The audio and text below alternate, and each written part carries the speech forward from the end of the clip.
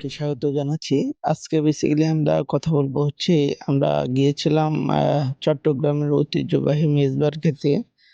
তো আসলে আমরা সেখানে কিভাবে গেলাম এবং কোথায়, কোথায় ঘুরলাম সেই সাথে আমরা কি মেজবান খেয়েছিলাম কিনা? তো আমরা কি, কি খেয়েছিলাম সব বিষয়গুলো এই ভিডিওটাতে ইনশাআল্লাহ দেখানোর চেষ্টা করব। তো তার আগে আপনাদের কাছে ছোট্ট একটা রিকোয়েস্ট, যারা এই চ্যানেলে একেবারে নতুন তারা অবশ্যই আমার চ্যানেলটা সাবস্ক্রাইব করে সঙ্গে থাকবেন। আর যেহেতু এটা একটা ছোট চ্যানেল তো অবশ্যই আপনারা সাপোর্ট করবেন এবং সাবস্ক্রাইব করে বেল আইকনটা বাজিয়ে দিবেন তো পরবর্তী ভিডিওর জন্য। আর সেই সাথে যারা অলরেডি এই চ্যানেলটাকে সাবস্ক্রাইব করেছেন তাদেরকে অসংখ্য ধন্যবাদ। তো আসলে মূল ভিডিওতে যাবার আগে আপনারা অবশ্যই আমাকে সাপোর্ট করবেন সেই প্রত্যাশা রেখে শুরু করছি আজকের এই ভিডিওটা। তো চলুন কথা না বাড়িয়ে শুরু করা যাক।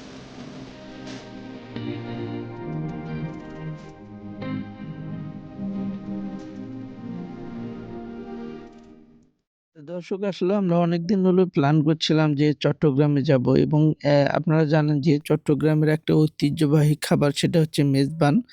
তো এটাও অনেকদিন হলো আমাদের একটা প্ল্যান ছিল। তো যেহেতু চট্টগ্রামে যাব কিছু কাজে, তো এই কারণে বেসিক্যালি ওখানে আমাদের প্ল্যান আছে আমরা মেজবান খাবো। তো যাই হোক, সেটা তো আছেই এবং চট্টগ্রামে আমরা ঘুরতে যাব। তো অ্যা সা একেবারে মেজবান খাবার, চট্টগ্রামে ঘোরাফেরা করা সব বিষয়গুলো এই ভিডিওটাতে ইনশাআল্লাহ দেখানোর চেষ্টা করছি। তো আপনারা জানেন যে আমরা আসলে ঢাকা শহর থেকে ঢাকার মিরপুর থেকে আমাদের রওনা দেওয়ার কথা। তো আমরা বেসিক্যালি কমলাপুর থেকে উঠবো এবং সেখান থেকে উঠে কিন্তু আমরা চট্টগ্রামের উদ্দেশ্যে যাব। বাট আমরা ওই সময়ে যেতে পারি নাই, কারণ হচ্ছে চট্টগ্রামে যাবার জন্য যে ট্রেনটা সেটা হচ্ছে কমলাপুর থেকে ছেড়ে যাবে। বাট আসলে মিরপুর থেকে কমলাপুরে যাওয়াটা সো টাফ এবং প্রচুর পরিমাণ জ্যাম ছিল। যার কারণে কিন্তু আমরা কমলাপুরে না গিয়ে আমরা একেবারে বিমানবন্দর স্টেশন থেকে ওঠার চেষ্টা করছি। কারণ বিকেল 5:30টার সময় এই ট্রেনটা ছেড়ে যাবে। তো যাই হোক, কথা মতো আমরা ট্রেনে উঠলাম এবং অনেক অপেক্ষা করার পর ট্রেন পেলাম। পাওয়ার পরে কিন্তু আমরা রওনা দিলাম। তো দেখতে পাচ্ছেন যে ট্রেনে উঠেই কিন্তু আমরা আমাদের সিটগুলোতে বসে পড়লাম। খুব ভালো লাগছিল সিট পাওয়ার পর। খুব সুন্দর একটা মুহূর্ত আমরা কাটালাম।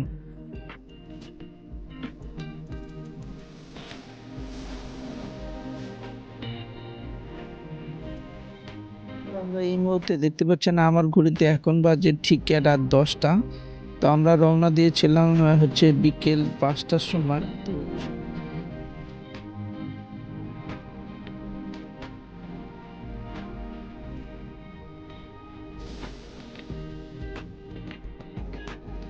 এবং এখানকার এতটা রাতে স্নিগ্ধ পরিবেশ অসাধারণ লাগছে। আসলে কল্পনার বাইরে।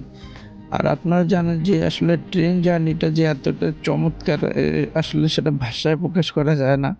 তো দেখতে পাচ্ছেন যে আমরা আমাদের সিটে বসলাম, সেই সাথে ট্রেন চলে যাচ্ছে।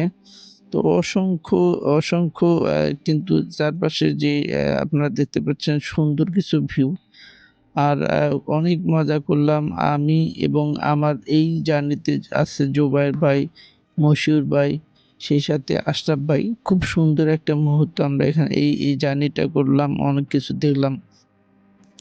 আপনারা দেখতে পাচ্ছেন যে যখন ট্রেনটা ছেড়ে যাচ্ছিল তখন বাহিরের পরিবেশটা এতটা সুন্দর এবং গ্রাম অঞ্চলগুলো এতটা ভালো লাগছিল।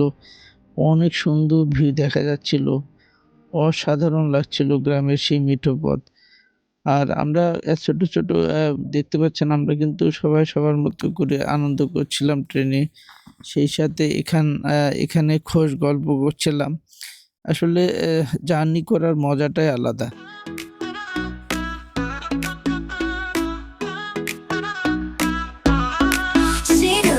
City lights, 도시의 불빛 아래서 dance all night. Oh yeah right, we're living life. City lights, 끝없이 all like that tonight. Let it shine. Oh yeah right, we're going up higher tonight.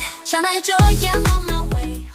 পেছনের জার্নিতে আসলে আমার কাছে অনেক ভালো লাগে। বিশেষ করে ট্রেন জার্নিটা বিশেষ করে আমার এতটা ভালো লাগে যে আসলে কল্পনার বাহিরে। এই কারণে ভালো লাগে যে আপনি যদি বাসে জার্নি করেন এবং আপনি যদি ট্রেনে জার্নি করেন তাহলে দুটোর কিন্তু কম্পেয়ার করতে পারবেন। আসলে বাসে কিন্তু অনেক বিরক্ত লাগে বাট ট্রেনে কোনোভাবে বিরক্তি আসে না।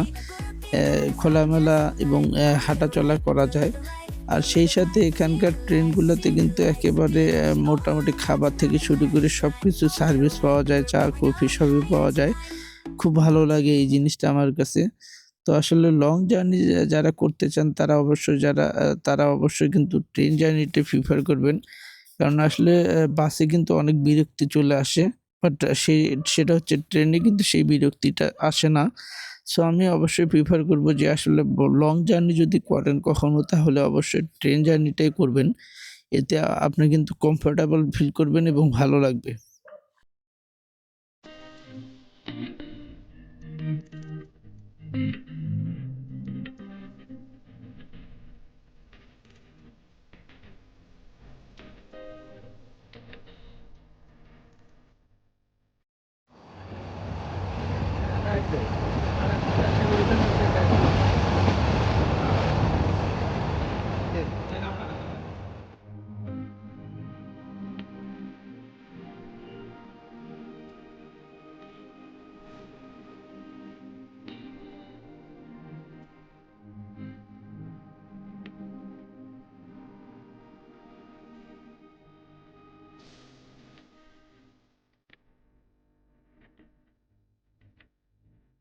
আসলে আমরা ট্রেন জার্নি যেহেতু করছিলাম, তো ট্রেনে কিন্তু আমরা অনেক আনন্দ ফুর্তি করলাম, অনেক মজা ছোট, ছোট গল্প করছিলাম।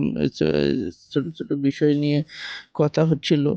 খুব আনন্দ করছিলাম, অনেক ভালো লাগছিল ট্রেনে বসে। বাট আসলে আশরাফ ভাই এবং বশির ভাই ওনারা চুপচাপ ছিল। তো যাই হোক সবার কাছে এই জার্নিটা কেমন লাগলো অবশ্যই আপনারা কমেন্টস বক্সে জানাবেন যে কেমন হলো জার্নিটা। আর আপনাদেরকে অবশ্যই আমি দেখাবো আরো কিছু আপনারা দেখতে পাচ্ছেন যে এই যে জার্নিটা সেটা আসলে ট্রেনে কিন্তু খুব ভালো লাগে। বিশেষ করে জানালার পাশে যদি আপনি বসেন তাহলে ওই জার্নিটা কিন্তু আপনার কাছে আরো অন্যরকম ফিল মনে হবে। যাই হোক আমাদের ট্রেনটা একেবারে খুব দ্রুত গতিতে চলছিল। খুব সুন্দর একটা মুহূর্ত। আর সেই সাথে গ্রামের স্নিগ্ধ পরিবেশ। আপনার মানে অন্যরকম একটা অনুভূতি কিন্তু কাজ করবে এই ট্রেন জার্নিটাতে।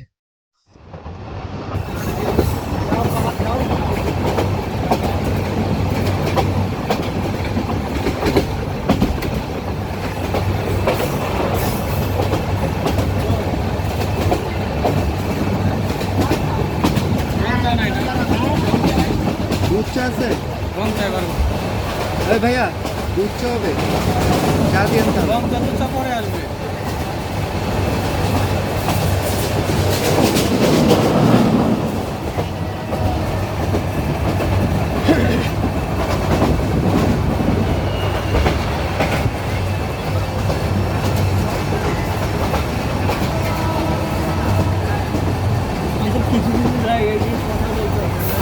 বলবো সমস্যা কি বলবো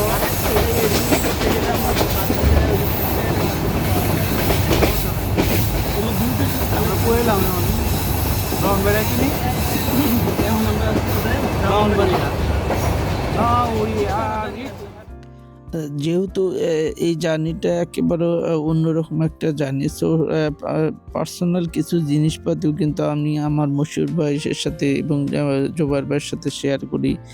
আসলে যেভাবে শেয়ার করা যায় বন্ধু-বান্ধবের সাথে বা এদের সাথে কলিগদের সাথে, তো সেটা কিন্তু অন্য কারোর সাথে ওইভাবে শেয়ার করা যায় না। যাই হোক খুব সুন্দর পরিপূর্ণভাবে কিন্তু আমরা এই মানে চট্টগ্রামে আসতে পারলাম এবং এই জার্নিটা আমার কাছে কেন যেন অন্যরকম মনে হচ্ছিল। প্রত্যেকটা স্টেশন যখন পার হয়ে যাচ্ছিল আখাউড়া, কুমিল্লা, তো আসলে খুব অন্যরকম একটা ভালো লাগা মুহূর্ত কাজ করছিল।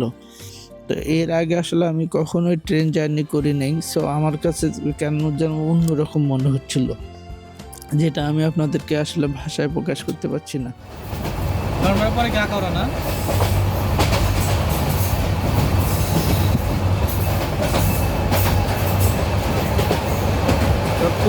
কাছাকাছি হলে ভৈরব আর আশুগঞ্জ না এই পারে নোংরা ইয়েস গুড ভেরি গুড তাকাও তাকাও মিষ্টি আগে দাও খিদে লাগছে অনেক, লাল লাগছে। বসিও লাল লাগছে। নুন লাগে দাও হ্যাঁ গুড এই যে এখন ঠিক আছে। ঠিক আছে মুখে আসি দাও তোমার দাঁতটা দেখাও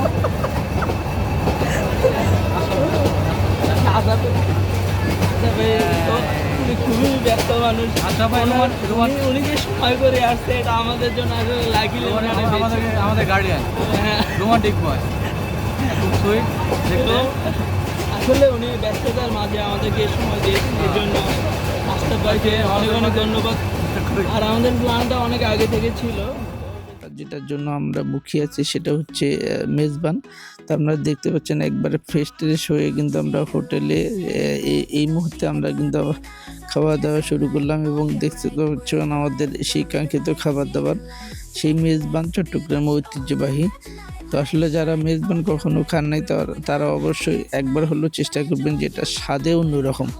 তো দর্শক, অনেক কথাই বলে ফেললাম, খুব ভালো লাগলো এবং এই ভিডিওটাতে আপনাদের কেমন লেগেছে অবশ্যই কমেন্ট বক্সে জানাবেন। আর যদি এই ভিডিওটা আপনাদের ভালো লাগে তাহলে অবশ্যই আমার এই ইউটিউব চ্যানেলটাকে সাবস্ক্রাইব করে সঙ্গে থাকবেন।